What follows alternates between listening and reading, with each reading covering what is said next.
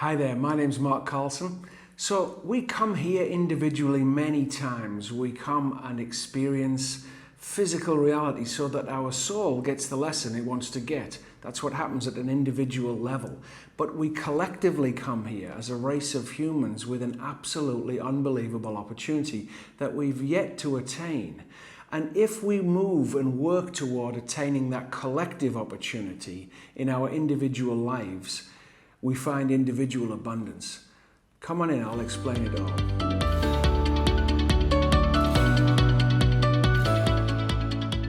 So firstly, I'm not trying to convince you in any way that we are eternal beings, that we come here again and again and again, although I believe that wholeheartedly. Through the years of meditation that I've been involved in, that's become patently obvious to me, that we do come here again and again. And at the individual level, as I said at the beginning of the video, we come to have what the soul wants us to learn. We set that up before we come here, and we learn what we need to learn individually. So all of our insecurities are set up so that we will automatically go to try and heal the insecurities, which is exactly the path our soul wants us to go on to learn the lessons it wants us to learn.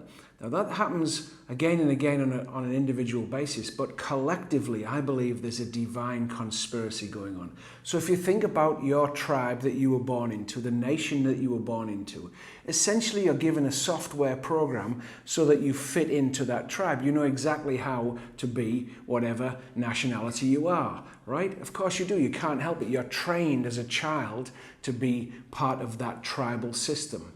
Now that tribal system is a software program that you have to follow to be accepted by the tribe. And it also gives us this incredible opportunity to experience physical reality where we're all separate from each other.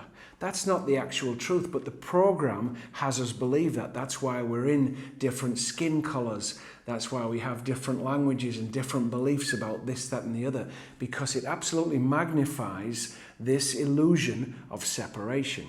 What we've never done as a collective race is love each other. We've never done it. We've never consciously said, let's work toward loving each other. That's the monumental elephant in the room opportunity that we have, that we're not looking at. We're the same thing. The program tells us we're different, and the program has us believe that we're better than the others. To keep the separation so transparent, the media has us believing that we're not okay the way we are. And the biggest lie on the planet really is that we need money to survive. Now, we do at the moment because we've set it up that way. We wholeheartedly believe that. But as a race of loving human beings, that's not the truth. Now, if I say to you right now, go inside and find the part of you that's lovely, there's a part there. You know it is. It exists. There's love inside of you. You know it's there because you've experienced it at different times of your life. Even if times have been very difficult for you in the outside world, there's a part of you that is loving and kind. It's the source of you. Now, if you work toward the collective goal of becoming loving and kind with each other, that's the collective goal. Imagine a race of humans where we all learn to love and respect each other and learn from each other. We wouldn't need money. We'd just help each other. We'd have bliss. It would be absolutely heaven. We'd all be in abundance. We'd all be able to do everything we love to do and trust that life is really for us. Now, life is for us all the time. The difficult times are there for us to grow. So even the challenging times are there. They're supporting us. It doesn't often feel like that when we're in a difficult time, but life is supporting us. But imagine if it was supporting us lovingly, consciously lovingly all the time. Now, if you work toward being loving and kind to humanity as often as you can, or in other words, to the space you find yourself in, because you can only be loving and kind to the moment you're in, right? You can't be loving and you could project love and kindness to the future and to the past. It will help heal things. So the easy question to regularly ask yourself to initiate the love is, what would I do, or how would I be if I was love and kindness right now? Now, you especially do that when you don't feel lovely or having the desire to be kind. When you don't feel those emotions, that's when you ask it.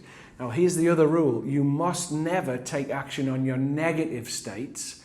You wait until you keep asking the question, what would love and kindness do in this particular situation I'm in?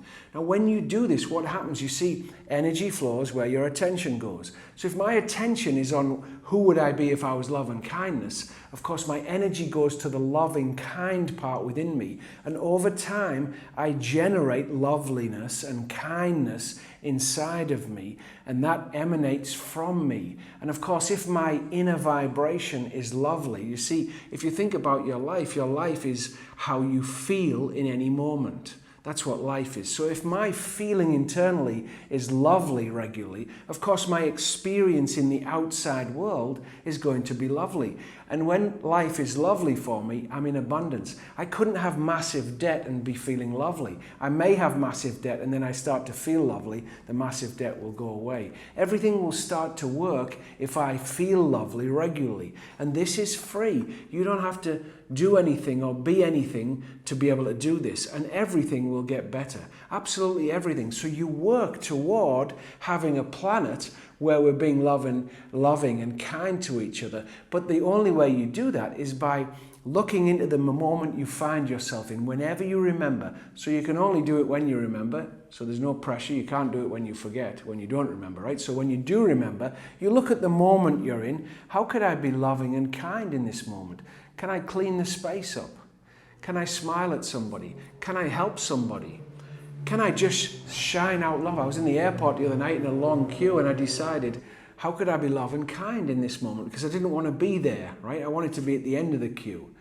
And I just thought, well, let's just imagine filling my body with white light so it's unbelievably love inside the entire cell. All of my cells, 50 trillion of them are white light love. And then let's bang this out to the entire airport. Is that affecting things? I think it is. I absolutely think that I'm affecting reality. But the tangible truth is that I felt amazing when I did that. Now that's the key. See, when you move toward what would I do if I was love and kindness in any moment, you'll feel great, guaranteed. And your great life equates to you feeling great regularly. That's what it is. And this simple key will, over time, make you feel great. But you've got to remember to do it. Put stickers up everywhere. What would I do? Who would I be if I was love and kindness right now? Because it will absolutely change your life. It will help everyone and everything around you. Every question that comes at you that you don't know, every negative feeling, every challenge that comes at you, you ask it specifically then, what would I do if I was love and kindness right now? This will radically change your life and move you toward abundance in every area. You don't have to think about how to get the things. You just keep working on filling your state with love and kindness. And then more and more people will come in that will be lovely and kind to you. It has to be that way. It has to be. And when the challenges come in, you know that you're looking at something that needs healing inside of yourself because you're the only one having the experience, right? So when you're challenged with something, if I was love and kindness right now, what would I do? It's probably the greatest question that you can ever ask yourself as long as you ask it regularly. And that's what you want to do. And your life will get better. It has no option because you're generating love inside. You will have filters of love in the eyes. So everything you look at will be lovely. It won't matter what it's actually going on out there because it's all a projection of inside anyway. So the only work really is to make your feeling state feel lovely. That's what healing is. And that will change your perception. When you start seeing something that you didn't used to see lovely as lovely, your entire perception about the context that you're looking at will change. Therefore, a huge expansion in that area where you would normally push life away is then able to come in, you see. So, what would I do if I was love and kindness? Have an absolutely fantastic day when you watch this. And I look forward to talking to you again next time. Thank you so much.